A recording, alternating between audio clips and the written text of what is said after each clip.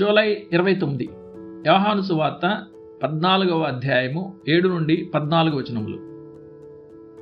మీరు నా నామమున దేనిని అడుగుదురో తండ్రి కుమారుని యందు మహిమపరచబడుటకు దానిని చేతును. ఈ మాటలు సరళమైనవైనప్పటికీ గొప్పదైన ప్రార్థన కర్తవ్యానికి ప్రత్యక్ష ప్రోత్సాహం. దేవుని ముందు అనుదినం మోకరించి తన ప్రార్థనలను హృదయం నుండి చేస్తే ప్రతి ఒక్కరికి ఈ మాటల్లో ఆదరణ పొందే హక్కు ఉంది. అతని విజ్ఞాపనలు బలహీనం, అసంపూర్ణం కావచ్చు. వాటిని క్రీస్తు హస్తాల్లో పెట్టి క్రీస్తు నామంలో సమర్పించేంతకాలం అవి వ్యర్థం కావు. మనం తండ్రి వద్ద ఉన్న ఉత్తరవాదిని కోర్టులో కలిగి ఉన్నాము. ఒకవేళ మనం ఆయన ద్వారా మన విన్నపాలను పంపి ఆయన్ని ఘనపరిస్తే అవి విజయం పొందుకుంటాయని ఆయన తన వాక్కుతో వాగ్దానం చేశాడు. అయితే మనం అడిగే విన్నపాలు మన ఆత్మ మేలు కోసమే గాని తాత్కాలిక లాభాల కోసం కాదు.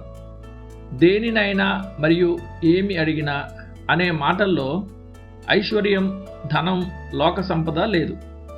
ఈ విషయాలు మనకు ఎల్లప్పుడూ మంచివి కావు. మనం వాటిని కలిగి ఉండేంతగా ప్రభువు మనల్ని ప్రేమిస్తున్నాడు. కానీ మనం క్రీస్తు నామంలో అడిగినది ఏదైనా మన ఆత్మలకు నిజంగా మంచిదైతే మనం వాటిని కలిగి ఉంటామని సందేహించనక్కర్లేదు. నిజమైన అనేక మంది క్రైస్తవులు కొంచెం మాత్రమే కలిగి ఉండడం ఏమిటి?